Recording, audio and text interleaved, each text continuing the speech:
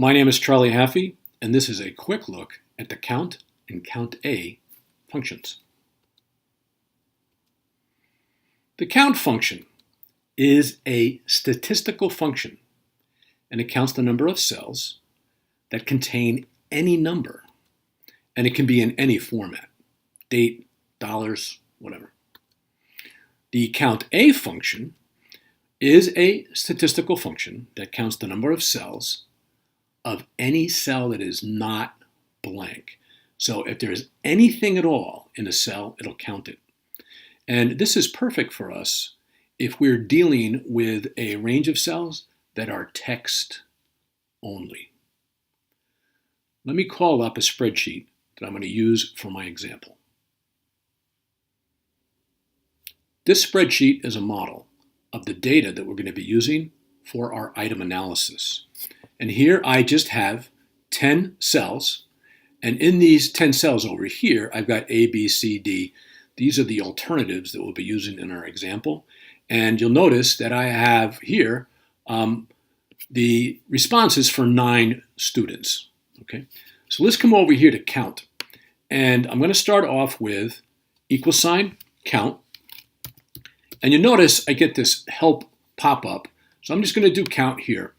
And the nice thing is that it gives me what's your first value. And I'm going to click on A and just drag it down, not only to number 9 here, but I'm going to click on this empty cell, all right, which is 10. And here there's a little preview. And the little preview says that when I hit return, I'm going to get a value of 0.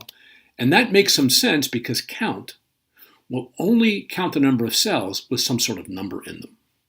So let me come over here to CountA and =, count, and I get my pop-up menu here helping me, CountA, open parentheses, and again I'm going to come down here and select all 10 of these cells.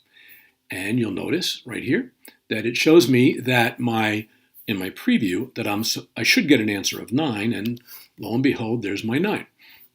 Now I like the preview because it helps me just know if I'm making a mistake someplace. There's a good way to check your math, though, if I highlight these cells here, okay? If I come down now to the bottom right-hand corner to the status bar, it gives me the count as 9. And even though I selected all 10 cells, this count shows me that there are 9 cells with some sort of data inside them. This is good. I'm on the right track.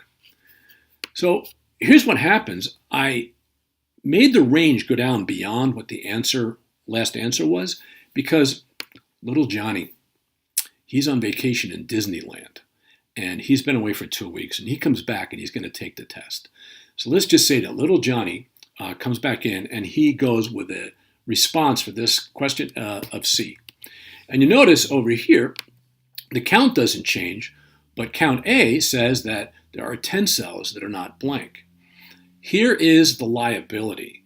If for some reason you put in, for example, a test score, say of 87, you're still going to get a CountA of 10 because there's 10 cells that are not blank. But notice here, now in that range, it says that there's 1 cell that has some sort of number in it. So be careful. I'm going to Control-Z out of that. And now I know that I have 10 students who answered this question on the test. My name is Charlie Haffey, and that is a very quick look at the count and CountA functions.